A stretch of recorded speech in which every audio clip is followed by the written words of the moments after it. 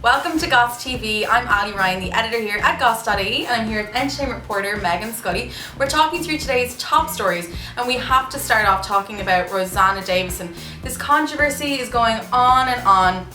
Basically, she did an article with the Irish Independent talking about her new book and nutrition, and she does nutritional therapy, and it came up about gluten, how it can cause problems. She said her husband Wes had problems with arthritis and it cured it, and somewhere in there it mentioned that she pointed to research that gluten can cause problems such as schizophrenia and autism.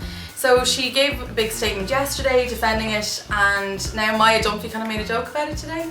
Yeah, I guess Maya took to Twitter to make light of it, saying that she's going to bring out her own gluten-free and sugar-free cookbook. So trying to make light of the situation. Yeah. But we need to talk about it a bit seriously, because I think there's two sides to the argument. Some people are annoyed. Obviously anyone who's affected by autism or schizophrenia, it's not cool.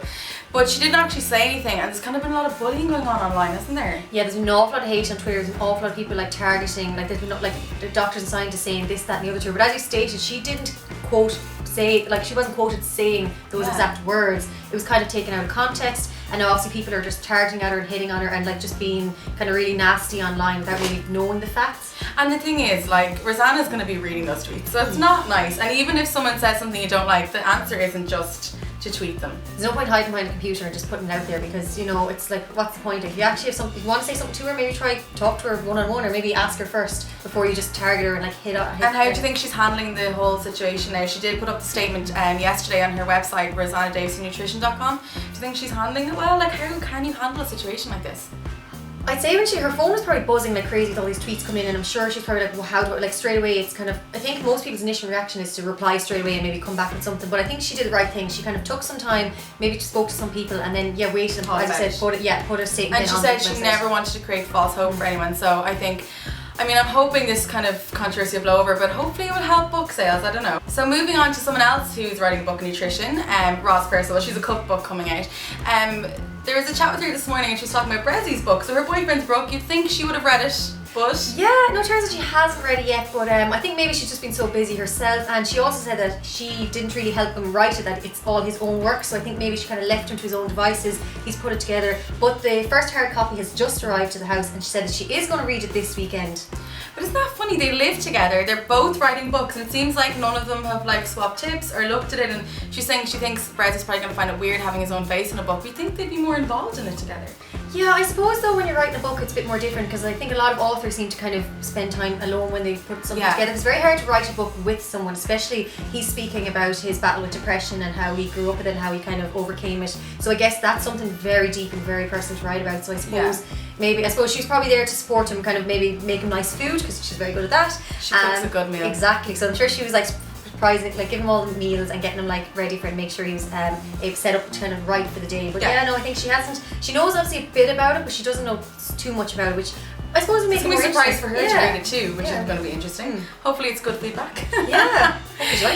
Moving on, another story we have on the site today, guys. Hozier, shockingly, has come out and said he's taking a break from music, which I think is a bit crazy since he kind of only just came on the scene recently, but it's a good break. It's for good things. Yeah, what's with all the breaks these days? I mean, first we have One Direction, and then we have all the couples breaking up, but now, Hozier has come out to say that following his touring in March, he's going to take a break and he's going to kind of think about what he wants for his second album. So, you know, as you said, he's very early in his career. One Direction have the fifth album coming out. And they were stressed out. And they had 5 intense years, whereas he's just kind of had the first album out. Now, obviously, he's had huge success. He's been on the American and everything. Everywhere. He's been nominated for so many awards. He's hanging out with Taylor Swift. Yeah, so I suppose he has put so much into the last year that he probably is quite exhausted. And the cool thing is, I know with his first record, with some of the songs, he actually recorded them in his attic upstairs in his room. So I think for him, he needs to kind of get away from kind of the celeb life for a while and just write what's true to him and have it. Maybe he go back to his attic. Maybe that's what he's doing. Yeah, I'd say maybe that's what he wants to do, because he does seem like someone who's maybe like, would say One Direction are very like in the limelight, like fame, and kind of very out there and very kind of active in social media.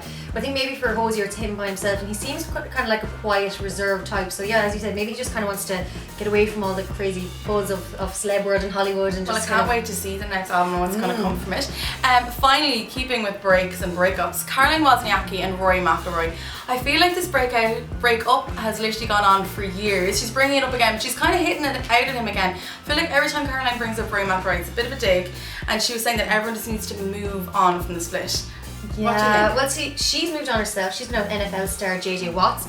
Rory, as we all know, has moved on with Erica Stowe, who's involved with golf as well. So basically, what she's come out to say is, I've moved on, he's moved on, media move on. But has she moved on? Like, why are the media so interested? It's only because of a comment like this. So it's been brought back into showbiz again because she's talking about it. I suppose it's probably quite difficult for her because it was what he rang her up and spent 3 minutes on the phone and dumped her. So I suppose maybe she is still a bit bitter. I know if someone did that to me, I'd be very bitter. Because I remember right after they broke up, like no one was speaking, it was all amicable and everything was great. And then she put up a photo of herself in flat shoes, going in heels, saying finally able to wear heels now because all the other photos of her, Rory, were in flats. Like that was a bit of a dig.